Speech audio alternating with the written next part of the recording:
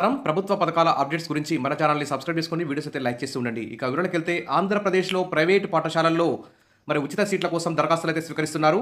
April 28 నుంచి application అయితే పెట్టుకోవచ్చు. ఉచిత నిర్బంధ విద్యా హక్కు చట్టం కింద ప్రైవేటు పాఠశాలల్లో పేద పిల్లల ప్రవేశాలకు సంబంధించిన నోటిఫికేషన్ను ఆంధ్రప్రదేశ్ పాఠశాల విద్యాశాఖ విడుదల చేసింది. 2025-26 విద్యా సంవత్సరంలో 1వ తరగతి ప్రవేశాలకు సంబంధించి దరఖాస్తులు అయితే ఏప్రిల్ 28 నుంచి ప్రారంభం కానున్నాయని సమగ్ర శిక్ష డైరెక్టర్ బి శ్రీనివాసరావు బుధవారం ఒక ప్రకటనలో వెల్లడించారు. ప్రతికూల పరిస్థితులు ఎదుర్కొంటున్న బలహీన వర్గాల పిల్లలకు రాష్ట్రంలో వారి నివాస సమీప ప్రాంతంలో అన్ని ప్రైవేట్ అన్ఎయిడెడ్ పాఠశాలల్లో 1వ తరగతిలో 25% సీట్లు కేటాయిస్తామని పేర్కొన్నారు. విద్యార్థుల తల్లిదండ్రులు సంబంధిత గ్రామ సచివాలయం, మండల విద్యా వనరుల కేంద్రం అంటే ఎంఈఓ ఆఫీస్ సంబంధిత పాఠశాల నుంచి మే 15వ తేదీ వరకు అప్లికేషన్ పెట్టుకోవచ్చని తెలిపారు. ఇతర విషయాల కోసం మీ యొక్క జిల్లా విద్యాశాఖ అధికారి అంటే డిఓని సంప్రదించవచ్చని, అదేవిధంగా టోల్ ఫ్రీ నెంబర్ ఇక్కడ కనిపిస్తున్న 1800-425-8599 కూడా ఏర్పాటు చేశామని చెప్పారు.